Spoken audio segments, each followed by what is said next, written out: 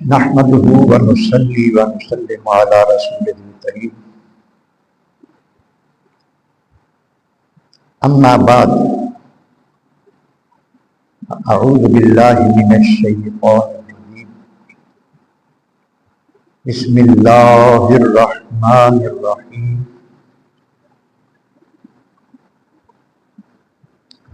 قل لا اسألكم عليه الا المودة في القربى صدق الله مولانا العظيم وبلغنا رسوله النبي الكريم الامين الرؤوف الرحيم ونحن على ذلك من الشاهدين والشاكرين والحمد لله رب العالمين رب اشرح لي صدري ويسر لي امري واحلل عقدة من لساني يفقهوا قولي رب زدني علما رب زدني علما رب زدني علما۔ تمام تر حمد و ثنا کے لائق اللہ تبارک و تعالی جل جلالہ و من والہ کی ذات پاک ہے، جس نے ہر چیز کو پیدا فرمایا، وہی سب کا مالک ہے، سب کو پالنے والا ہے، نظام زندگی کو چلانے والا ہے۔ اس کی ذات میں بھی کوئی شریک نہیں، اس کی صفات میں بھی کوئی اس کا شریک نہیں، صرف وہی عبادت کے لائق ہے۔ آیا کریمہ جو تلاوت کی ہے اس میں نبی کریم رؤوف الرحیم صلی اللہ علیہ وآلہ وسلم کی اہل بیت یعنی آپ کے قرابت داروں کے ساتھ محبت رکھنے کا ارشاد فرمایا گیا۔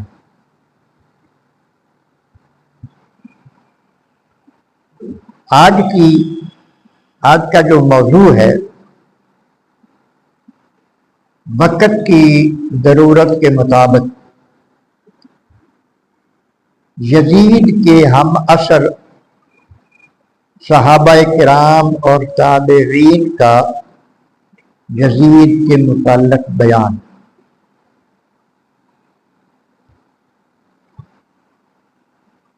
یزید کا ذکر اس کی عقیدت کی وجہ سے نہیں آتا۔ مسلمان جو اللہ رسول سے محبت رکھنے والے ہیں، جو اہل بیت سے محبت رکھنے والے ہیں، ان کو اس شخص سے نفرت ہے، اور یہ اسی قابل، کیونکہ اس نے اپنے دور حکومت میں بہت بڑے ظلم کیے۔ حضرت امام حسین کا قتل، آپ کے بھانجوں کا، بھتیجوں کا، آپ کے صاحبزادوں کا قتل اس سے ہوا ہے، یزید سے، یعنی اس کے حکم پر ہوا ہے۔ تو ویسے کچھ لوگ جو ہیں نا، وہ اس قتل سے بھی اس کو بری ذمہ قرار دیتے ہیں، اور پھر یہ بھی ان کا دعویٰ ہے کہ اور کئی صحابہ نے اس کی بیعت کر لی تھی، تو غلط ہوتا تو کیوں کرتے۔ اس لیے اس مضمون کی ضرورت ہے اس وقت پر کہ صحابہ کرام کے حوالے سے اس کے بارے میں جو حقیقت ہے وہ بیان کی جائے۔ حضرت عبداللہ بن حنظلہ غسیل ملائکہ رضی اللہ تعالیٰ عنہ فرماتے ہیں، فواللہ ما خرجنا علی یزید حتی خفنا ان نرم بالحجارۃ من السماء۔ یہ صحابی ہیں حضرت حنظلہ رضی اللہ تعالی، یہ بیان کر رہے ہیں کہ ہم یزید کے مخالف کیوں کھڑے ہوئے؟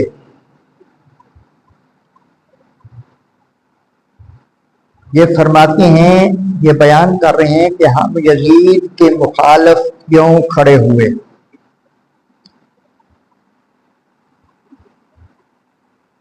اصل بات یہ ہے کہ جب حضرت امام حسین کو کربلا میں اور آپ کی اہل بیت کو اس نے شہید کر دیا، تو جہاں جہاں بھی یہ خبر پہنچی وہاں کے لوگ اس کے مخالف ہو گئے،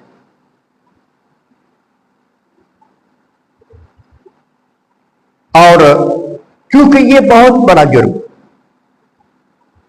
نبی کریم علیہ الصلوۃ والسلام کے اہل بیت کو شہید کرنا، ان کو قتل کرنا جائز سمجھ کر یہ معاملہ تو کفر کی حد تک جاتا ہے۔ جب اہل مکہ کو پتہ چلا، ان میں سے بھی جن لوگوں نے بیعت اس کی تھی اکثر نے توڑ دی کہ اب یہ اس قابل نہیں رہا کہ اس کو یعنی اس کی بیعت رکھی جائے، اور اسی طرح اہل مدینہ نے بھی اس کی بیعت توڑ دی اور اس کے خلاف آواز بلند۔ یہ حضرت عبداللہ بن حنظلہ رضی اللہ تعالی ارشاد فرماتے ہیں کہ اللہ کی قسم ہم یزید کے خلاف اس وقت اٹھ کھڑے ہوئے جب کہ ہمیں یہ خوف لاحق ہو گیا کہ اس کی بدکاریوں کی وجہ سے ہم پر آسمان سے پتھر نہ برس پڑے، یعنی وہ اتنا بڑا مجرم ہو گیا ہے، اتنا بڑا اس نے ظلم کر دیا ہے کہ ان کی شہادت کے علاوہ بھی بہت سارے اس کے بدکاریاں تھیں، ان کا بھی ذکر آتا ہے کہ ہمیں یہ ڈر لگنے لگا کہ ہم پر آسمان سے پتھر نہ برس پڑے، کیونکہ یہ شخص ان راجولن ينكح الامہات والبنات والاخوات، یہ شخص جو تھا نا یہ ماؤں، بیٹیوں اور بہنوں کے ساتھ نکاح کو جائز قرار دیتا تھا۔ یعنی اس نے، کیونکہ پیچھے میں حدیث آپ کو سنایا ہوں کہ نبی کریم علیہ السلام نے یہ ارشاد فرمایا کہ سب سے پہلے جو میری شریعت کو تباہ کرے گا وہ بنی امیہ کا شخص ہوگا اور اس کا نام یزید ہوگا۔ میں حدیث آپ کو سنایا، اب وہ صحابی بیان کر رہے ہیں کہ اس نے یہ کہہ دیا تھا کہ کوئی بات نہیں، کوئی ماں سے بھی نکاح کر لے تو خیر ہے، کوئی بہن سے کر لے، کوئی بیٹی سے کر لے۔ یہ صحابی، یہ طبقات ابن صاحب یہ تاریخ کی کتاب ہے جس میں یہ روایت نقل۔ تو اس کے بعد ارشاد فرمایا وَيَشْرَبُ الْخَمْرَ، یہ شراب پیتا تھا، وَيَدَعُ الصَّلَاةَ، اور یہ نمازیں چھوڑتا تھا، یعنی تارک الصلاۃ بھی ہو گیا تھا۔ نبی کریم علیہ السلام کا ارشاد ہے من تارک الصلاۃ متعمدا فقد کفر، جس نے جان بوجھ کر نماز چھوڑ دی، نماز کی پرواہ کرنا ہی چھوڑ دی، اس نے کفر کی۔ حضرت عمر بن سبیہ رضی اللہ تعالیٰ عنہ فرماتے ہیں کہ یزید نے اپنے والد کی حین حیات میں ایک حج کیا، حج کے بعد وہ مدینہ منورہ میں بھی گیا۔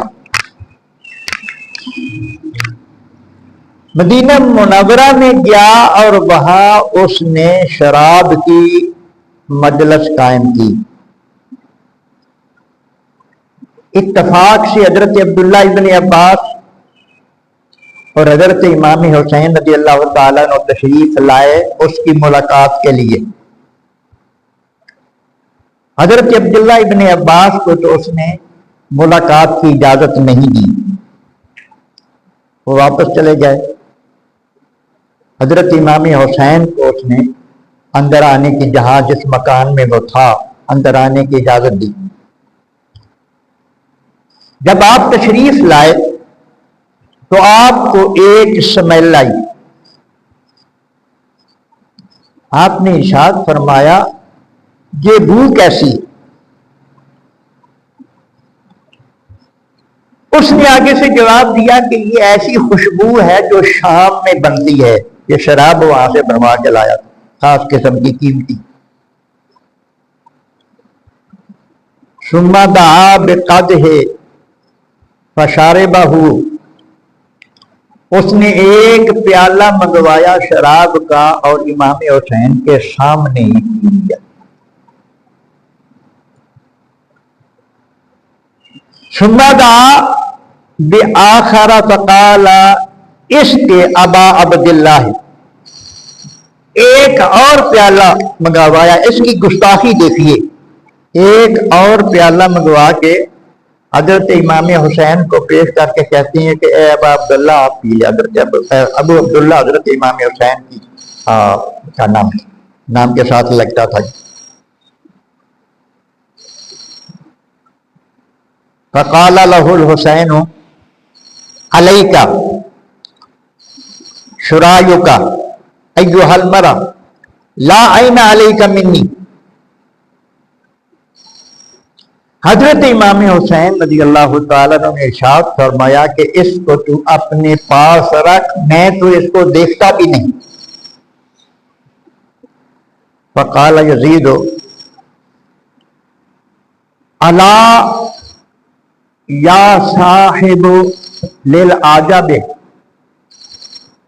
دعوتک ذا ولم تجب۔ یہ یزید کہنے لگا، اس نے یہ شعر پڑھا کہ اے دوست تجھ پر بڑا تعجب ہے، میں تجھ کو عیش و عشرت کی طرف دعوت دیتا ہوں اور تو اس کو قبول نہیں کرتا۔ اس سے آگے بھی شعر ہیں جس میں اس نے بہت بڑی بے حیائی کا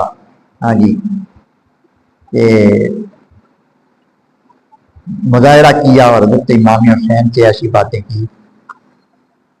تو امام حسین اٹھ کھڑے ہوئے اور فرمایا اے ابن معاویہ بلکہ تمہارے دل پر اس کا قبضہ ہے۔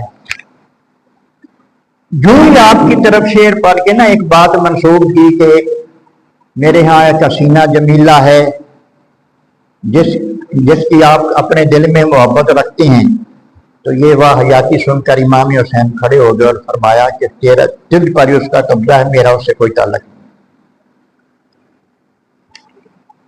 حضرت ابن جوزی، امام قرطبی، امام طبرانی رحمۃ اللہ علیہ نقل فرماتے ہیں کہ واقعہ کربلا کے بعد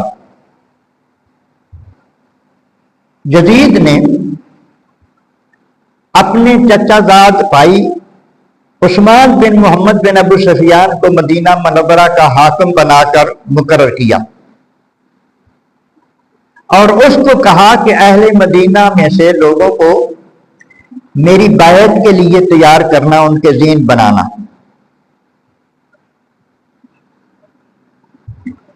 اس نے مدینہ آ کر ایک وفد تیار کیا، ان کو لالچ وغیرہ دے کر ایک وفد تیار کیا، تو شام میں یزید کے پاس ان کو بھیجا۔ اب وہاں یہ لوگ گئے اور جب یہ واپس آئے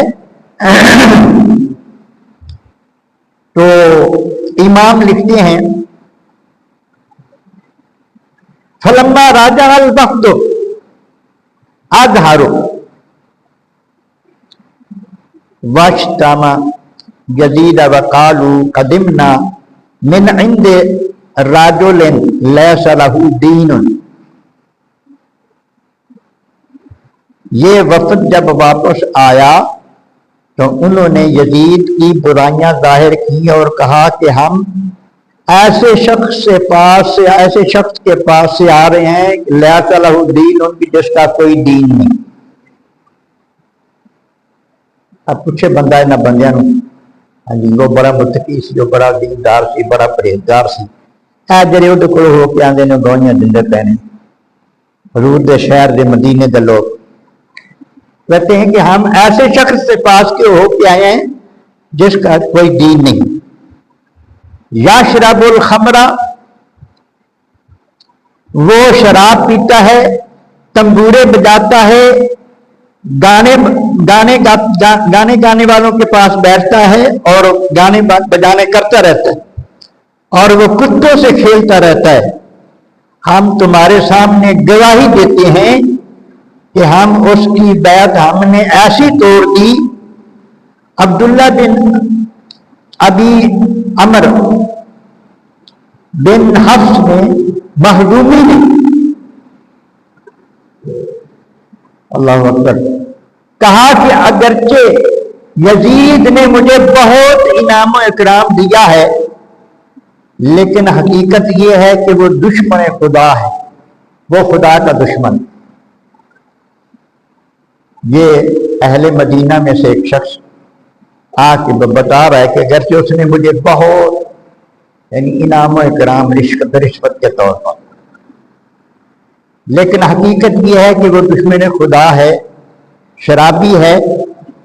میں اس کی بیعت اس سے اس طرح الگ ہوتا ہوں جس طرح اپنا یہ امامہ سر سے الگ کرتا ہوں۔ سر کا تیری پگڑی سی نا جی وہ لا کے اس طرح رکھی تو کہنے لگے جی میں اے امامہ میرے سر کو علیحدہ ہو گیا نا، میں اس طرح اس کی بیعت کو علیحدہ ہوتا، یہ کہہ کر اپنا امامہ سر سے الگ کر دیا۔ ایک اور شخص نے کہا میں اس کی بیعت سے ایسے نکلتا ہوں، یہ کہہ کر کہ اس نے اپنے جوتے سے پیر نکالا تو کہتا ہے جس طرح میرے جوتے سے میرا پیر نکل گیا اس طرح میں اس کی بیعت سے علیحدہ ہوتا ہوں۔ تو پھر فرماتے ہیں کہ جوتوں کا اور اماموں کا ڈھیر لگ گیا وہاں، جتنے لوگ بھی وہ وفد میں گئے تھے نا ان سب نے یہاں آ کر، یہاں اس کے بھائی نے ترغیب دلائی تھی، وہ گئے، جب اس کا حال دیکھا تو سمجھا کہ اس قسم کے ظالم اور اس قسم کے فاسق و فاجر کی بیعت میں رہنا یہ بہت ہی ناکامی ہے اور بہت بری بات ہے۔ حضرت منذر بن زبیر رضی اللہ تعالیٰ عنہ علل اعلان لوگوں کے سامنے کہتے ہیں انہو قد اجازنی بِمِئَةِ الف، بے شک یزید نے مجھے 1,00,000 درہم انعام دیا ہے، مگر اس کا یہ سلوک مجھے اس بات سے نہیں روک سکتا کہ میں تمہیں اس کا حال نہ سناؤں۔ میرا ایمان یہ دوبارہ نہیں کرتا کہ میں پیسے کے لالچ میں اس کی حقیقت کو چھپا لوں۔ خدا کی قسم وہ شراب پیتا ہے، اسے اس قدر نشہ ہو جاتا ہے کہ وہ نماز ترک کر دیتا ہے۔ امام الاولیاء حضرت امام حسن بصری رضی اللہ تعالیٰ یہ تابعی ہیں، بہت سکہ ہیں، بہت بڑے عالم ہیں، اللہ اکبر۔ تو یہ ارشاد فرماتے ہیں کہ امیر معاویہ رضی اللہ تعالیٰ نے اپنے بعد اپنے بیٹے یزید کو خلیفہ بنایا جو حد درجے کا نشہ باز، شرابی اور ریشمی کپڑے پہننے والا تھا۔ جب حضرت امیر معاویہ رضی اللہ تعالیٰ کو یزید کو ولی عہد بنانے کا فیصلہ کیا تو مختلف جگہوں سے لوگوں کو جمع کیا اور لوگوں نے تقریریں کی۔ ان کو تقریروں کا کہا، انہوں نے یزید کے حق میں کئیوں نے تقریریں کی، کئیوں نے کچھ کہا۔ اب جن لوگوں نے اس کی بیعت کی تھی وہ کیسے کی، اس میں یہ ساری بات روشن ہو جائے گی۔ اب ایک شخص کھڑا ہوتا ہے،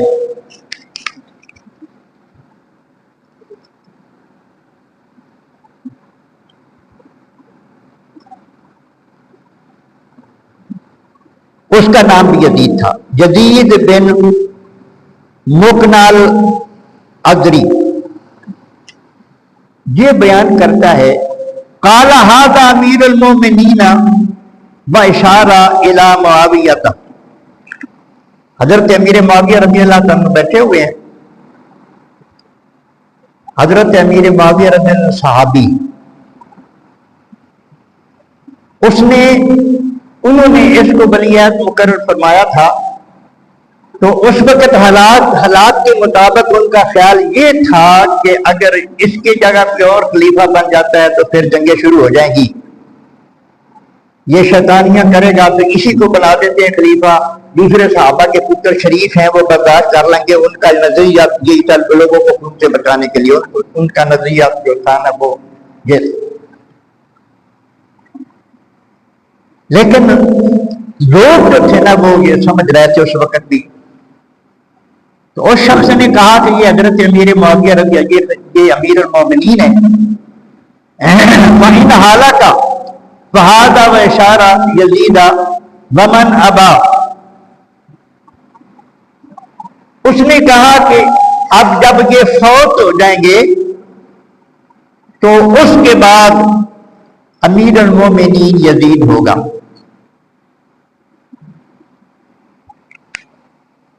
امیر معاویہ کے سامنے وہ تقریر کر رہا ہے، حضرت امیر معاویہ جب فوت ہوں گے اس کے بعد جو امیر ہوگا امیر المومنین وہ یزید ہوگا، اگر کسی نے انکار کیا تو اس کا فیصلہ ہماری یہ تلوار کرے گی، اور یہ اکلا بندہ نہیں تھا، پورا ملک شام جو ہے نا وہ اس کے ساتھ، جہاں انہوں نے اثر و رسوخ اپنا جما کے رکھا ہوا تھا، سارا ملک شام۔ تو فقال معاویہ تو اجلس فانت سید الخطباء، اس کو حضرت امیر معاویہ رضی اللہ عنہ فرمایا تو بیٹھ جا، تو خطیبوں کا بادشاہ ہے، یعنی بہت اعلیٰ قسم کا خطیب ہے، بڑی خوبصورت گفتگو کرتا ہے۔ اللہ، حضرت امیر معاویہ نے حضرت احنف بن قیس بصری سے جو ابھی تک خاموش تھے فرمایا فقال نخافکم ان صدقنا، اس سے فرمایا کہ آپ نہیں بولتے، آپ کیوں خاموش ہیں، آپ ہی کوئی گفتگو کریں، یہاں یہ بات ہو رہی ہے کہ یزید کو خلیفہ بننا چاہیے کہ نہیں بننا چاہیے۔ فقال نخافکم ان صدقنا، انہوں نے کہا کہ اگر میں سچ بولوں تو آپ سے ڈر لگتا ہے۔ ہاں جی بتائیے وہ کیا کہہ رہے ہیں؟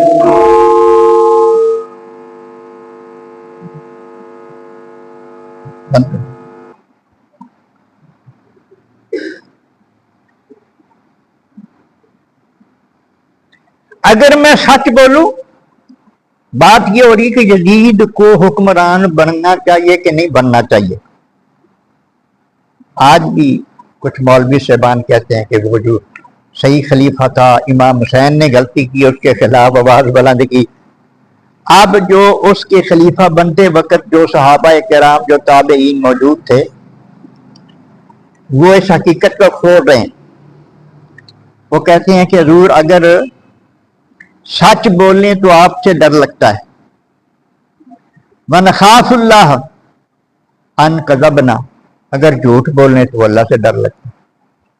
مطلب یہ ہے کہ اگر ہم کہیں کہ جی یہ امیر المومنین بننے کے قابل ہے یزید، اور یہ بول کر صاف ستھرا ہے، تو یہ جھوٹ ہوگا، اور اس پر ہمیں اللہ کی پکڑ ہو سکتی ہے۔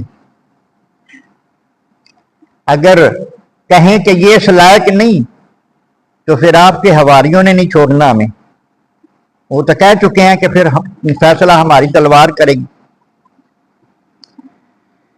اللہ اکبر. انہوں نے عرض کی کہ اے امیر المومنین، آپ یزید کے شب و روز سے واقف ہیں، آپ اس کی عادتوں سے واقف ہیں، آپ اس کی فطرت سے واقف ہیں. ہم آپ پر چھوڑتے ہیں، جو آپ نے فیصلہ کرنا ہے اس کے بارے میں کر دیں. رہ گئی ہماری بات تو جیسے آپ کہیں گے ہم مان لیں.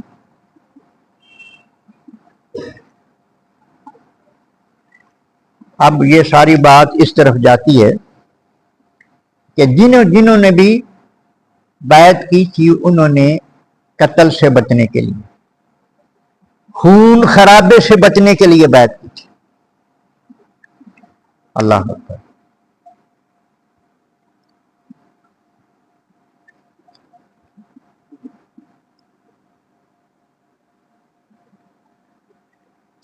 اور اس کے بعد بھی جو انہوں نے یہ گفتگو کی نا جی، اس کے بعد بھی ایک شامی کھڑا ہوتا ہے. وقام راجل من اہل الشام، کھڑا ہو گیا ایک بندہ اہل شام میں سے. فقالا ما ندری ما تقول هذه المادیۃ عراقیہ.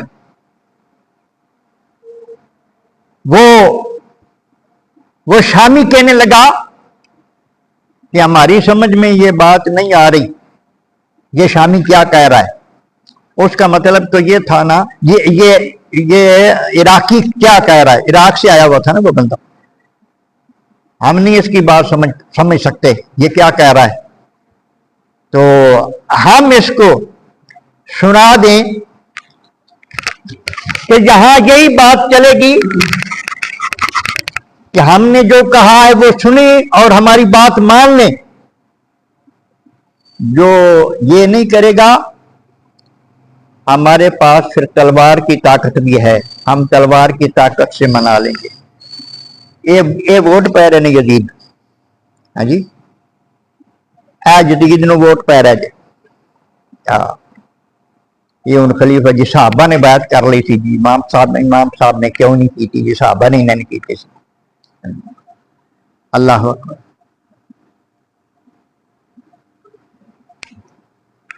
حضرت معقل بن سنان رضی اللہ تعالیٰ عنہ یزید کی غیر شرعی حرکات کی وجہ سے اس کے سخت مخالف تھے.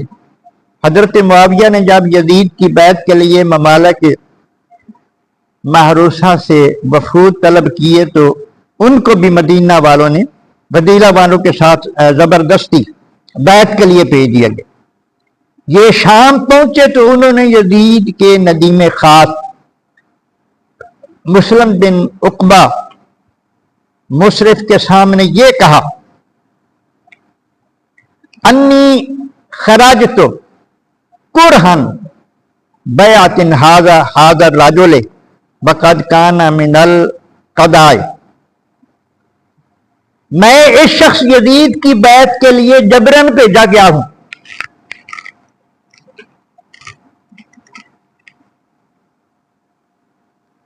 یہ صحابی ہیں، مدینہ سے آئے ہیں. وہاں کے حکمران جو اموی تھے، جو یزید کے قبیلے کے تھے، حکمران تھے، گورنر تھے وہاں. حضرت امام حسین رضی اللہ تعالیٰ عنہ کے بارے میں بھی تو یزید نے یہی لکھا تھا نا. حضرت امام حسین، عبداللہ ابن عباس، تو عبداللہ ابن ابو بکر، عبداللہ ابن زبیر، ان سے میری بیعت لی جائے اور ان پر سختی کی جائے، ان پہ قابو کر لیا جائے. یہی کچھ لکھا تھا. اور یہ بھی فرماتے ہیں کہ مجھے جبرن بھیجا گیا اس کی بیعت کے لیے. انہوں نے تو انکار کر دیا تھا، ان صحابہ کرام کے صاحبزادوں نے تو انکار کر دیا تھا کہ ہم نہیں بیعت کریں گے. اور میرے آنے کو قضاء و قدر کے سوا کیا کہا جائے گا، یعنی میں جو آیا ہوں تو یہ تقدیر نے مجھے مجبور کیا، میری تقدیر مجھے لے، اس کے سوا کچھ نہیں، میں اپنی مرضی سے نہیں آیا.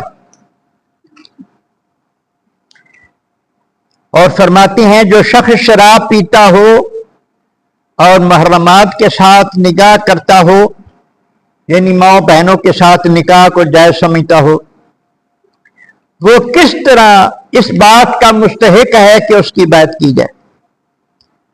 پھر انہوں نے یزید کی تمام برائیاں بیان کی اور مشرف سے کہا کہ میں چاہتا ہوں کہ یہ بات تم اپنے تک رکھنا۔ مشرف نے کہا کہ آج تو میں امیر المومنین سے اس کا ذکر نہیں کروں گا، لیکن میں نے پکا عہد کر لیا ہے کہ جب موقع ملے گا اور میں تم پر قابو پا لوں گا تو ایسی ضرب لگاؤں گا جس میں تمہاری آنکھیں بند ہو جائیں گی، یعنی موت کی نیند سلا دوں گا۔ یہ یزید کا دوست ہے، اس کا حمیتی ہے، یہ مدینے سے آئے ہوئے صحابی سے کہہ رہا ہے جنہوں نے کہا کہ میں نے جو اس کے معاملے میں میں جانتا ہوں کہ یہ شرابی ہے، یہ دین کا دشمن ہے، شریعت کی دھجیاں بکھیرنے والا ہے، تو میں کس طرح اس کی بات کر لوں۔ تو وہ یزید کا جو دوست تھا اس نے آگے سے کیا جواب دیا؟ انہوں نے کہا کہ یہ بات اس کو نہ بتانا میری کہ میں تیرے سامنے کیا پیش کر رہا ہوں رائے۔ تو اس نے آگے سے جواب دیا کہ آج تو میں نہیں بتاؤں گا، لیکن جب تیرے پر قابو کر لوں گا کہ میں تجھے قتل ضرور کر دوں گا۔ یہ ہے اس کی بہت زیادہ مطلب یہ ہے کہ دماغ خراب کر سکتے ہیں لوگ، گمراہ کر سکتے ہیں، فلاں صحابی نے کر لی۔ یہ صحابہ کی بیعت ان صحابہ نے کی بھی تھی کہ خون ریزی سے بچ جائیں، تو پھر جب ظلم اس کا انتہا سے بڑھا پھر صحابہ نے بیعت توڑ بھی دی۔ اللہ اکبر۔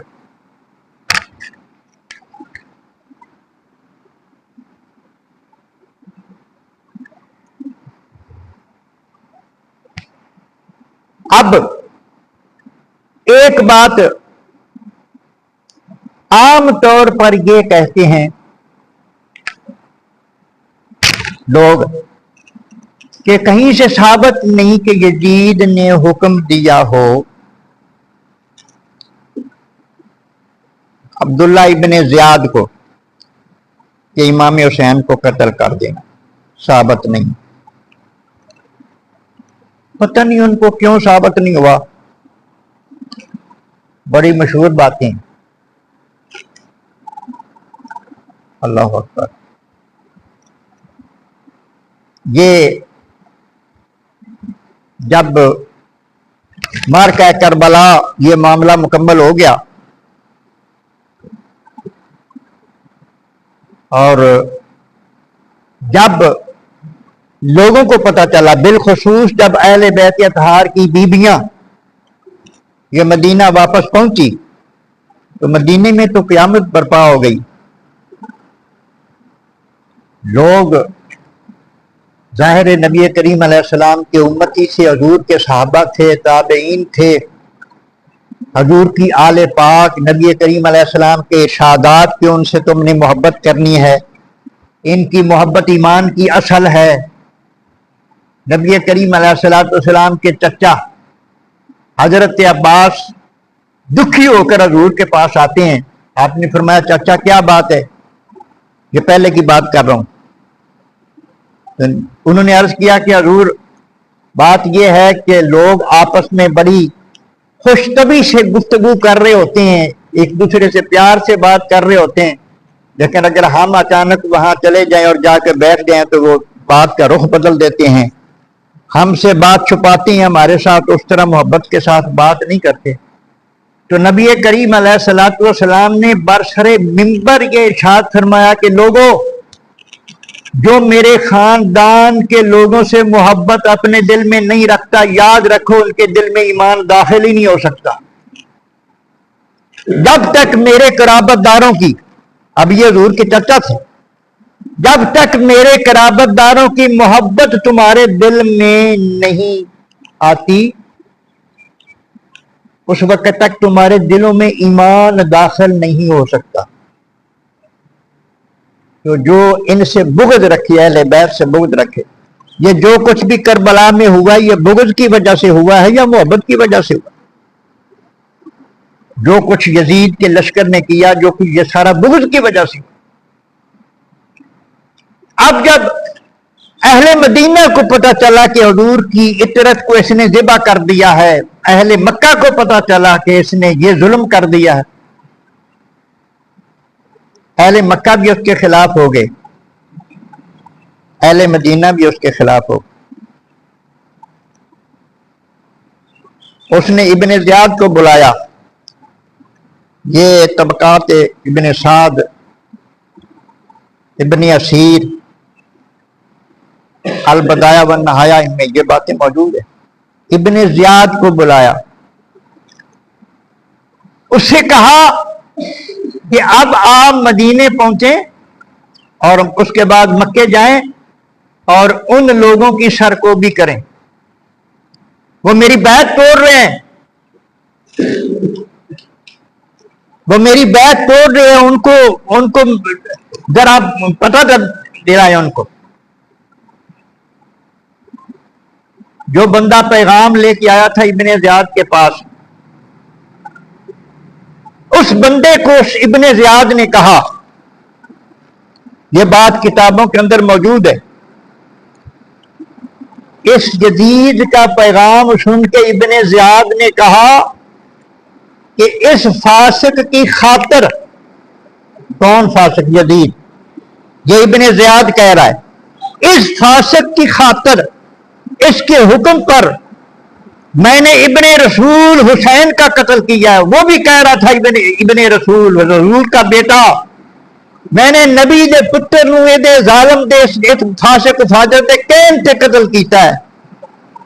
ہن میں دو لعنتاں اپنے مقدر کٹھیاں نہیں لے سکدا، جو درارے بیت تے حملہ اے دی وجہ تو میں کیتا کہ ہن کعبے تے بھی میں حملہ کر دیا، ہن میں جنہ کو بوٹ کھٹنا سی کھٹ رہا، ہن میرے کو نہیں سوندا، جاؤ جنوں کہہ دو جو مرضی کر دو۔ اور ایک بات، سفر پہ گیا، اپنی سواری پہ سوار تھا، ایک اس کا دوست اس کے ساتھ تھا،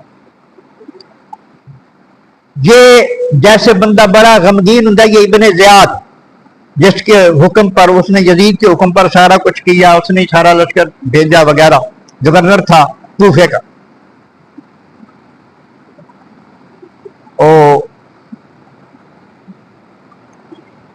اس کے دوست نے پوچھا کیا نیند آ رہی ہے تجھے؟ جو ٹا رہا ہے، اونگ رہا ہے، آنکھیں تیری بند ہیں، گھوڑے پر سوار تھا، سفر کر رہا تھا، کہتا میں کچھ سوچ رہا تھا۔ اس نے کہا میں بتا دوں تو کیا سوچ رہا تھا؟ اس نے کہا بتاؤ۔ وہ کہنے لگا میں یقین سے کہہ سکتا ہوں کہ تم یہ سوچ رہا تھا کہ کاش میں ابن رسول حضرت حسین کو قتل نہ کرتا۔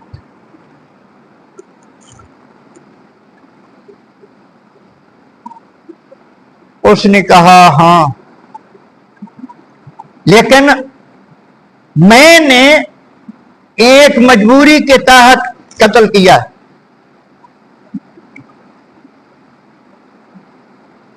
انہاں دی اکھاں کتھے گئیاں نے جڑے کہندے نے کوئی ملدا نہیں، کوئی حکم نہیں ملدا جدید کا۔ ابن زیاد نے کیا کہ میری ایک مجبوری بن گئی سی۔ انہوں نے کہا کیا مجبوری سی؟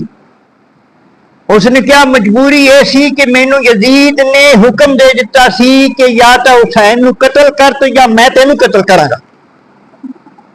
میں اپنی جان بنان واسطے حسین نو قتل کر دیتا، اے میری مجبوری۔ کتاباں چ لکھے، میں پڑھ کے دستا پیا۔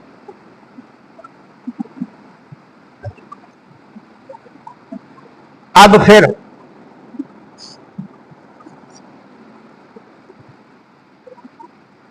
وہ سارا کچھ موجود ہے، بچپن تو لے کے ہن تک یہ سنتے آیا کہ اس نے حکم دیتا اپنی فوج نو، جدوں نے دیکھا کہ یہ مدینے والے حضرت امام حسین دی شہادت دی وجہ تو میرے مخالف ہوئے نے، میری بیعت نہ توڑ دیتی ہے مدینے والوں نے، انہوں نے کہا کہ جا کے حملہ کر دو، مدینہ پاک کے حملہ کر دو، اور مدینے تے حملہ کر کے جو تواڈے کول ہوندا ہے کرو، اور 3 دن تک تواڈے تے مباح ہے، مدینہ تواڈے تے حلال ہے، جو مرضی کرو۔ اللہ اکبر۔ پھر مورخین نے لکھیا ہے، صحابہ کرام بھی موجود تھے، تابعین بھی موجود تھے، کہ اس نے پھر فوج بھیجی، 700 صحابہ کرام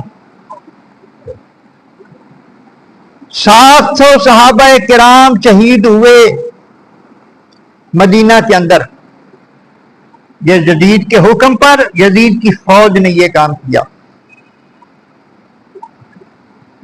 اور یہ بہت سارے لوگ کہتے ہیں کہ یہ جھوٹ ہے، یہ جھوٹ نہیں، یہ کتابوں میں لکھا ہوا ہے، موجود ہے۔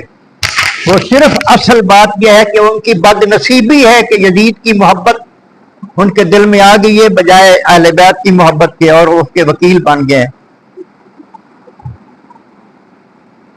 اللہ اکبر۔ اور انہوں نے صحابہ کرام کی صاحبزادیوں کی عزت بھی لوٹی، شریک گواہ ہے۔ مدینے میں یہ کچھ ہوا، مدینے میں، اللہ اکبر، حرم نبی کی توہین ہوئی۔ اس کے بعد اس کی فوج نے مکے پر چڑھائی کی، وہاں لوگوں نے، مکے والوں نے یزید کی بیعت توڑ کر عبداللہ ابن زبیر کے ہاتھ پر بیعت کر لی تھی۔ اس سے تو ساری ہر طرف نفرت ہی نفرت پھیل گئی تھی جب ان کو پتہ چلا، لوگوں کو، مسلمانوں کو پتہ چلا کہ اس نے تو عطرت رسول ذبح کر دیا۔ اللہ اکبر۔ اب جب یہ اتنا ظالم اور جھوٹا آدمی تھا، جب یہ قافلہ لٹا ہوا اہل بیت طہار کا کوفے سے دمشق کی طرف، شام کی طرف جا رہا تھا، تو لوگوں کو یہ بتاتے تھے کہ یہ باغی تھے یزید کی حکم کے، تو وہ باغیوں کے سارے پوچھتے لوگ، یہ سار کس کے؟ یہ نہیں بتاتے کہ یہ اہل بیت ہے۔ یہ تو یزید کے دربار میں جب یزید چھڑی مار رہا تھا حضرت امام حسین کے سر کو، تو ایک صحابی بوڑھے وہاں بیٹھے تو انہوں نے فرمایا، الحلم وہ کمینیا باغا، یہ وہ لمحے جہاں میرے آقا بوسے دیتے تھے، تو یہ کیا کر رہا ہے؟ اس وقت لوگوں کو پتہ چلا، انہیں وہ بابے نے پوچھا، بابا، انہوں نے کہا اے حسین ابن رسول ہے، یہ فاطمہ الزہرا کا بیٹا ہے، یہ بیٹیاں فاطمہ الزہرا کی۔ اس وقت اس نے کہا، اس نے اپنا پنترا بولا، برا ہو ابن زیاد کا، میں یہ تو نہیں کہا تھا کہ اس کو ایسا کرے، ہاں جی میں تو ان سے، یہ اس نے اپنی جان بچانے کے لیے پھر یہ بکواس، اپنی جان بچانے کی، پھر کئی کہتے ہیں دیکھو جی وہ تو یہ کہہ رہا ہے کہ اس کا برا ہو، ابن زیاد کو برا کہہ رہا ہے، نہیں۔ پھر ہمارے جو علماء وہ کہتے ہیں پھر ابن زیاد کو سزا کیوں نہیں دی؟ قصاص لیتا نا اس سے، اس کے بدلے میں اس کو قتل کرتا۔ ابن زیاد نے تو کہا ہے کہ اگر میں حسین کو قتل نہ کرتا، جو یزید نے اس کے بدلے میں مجھے قتل کرتا۔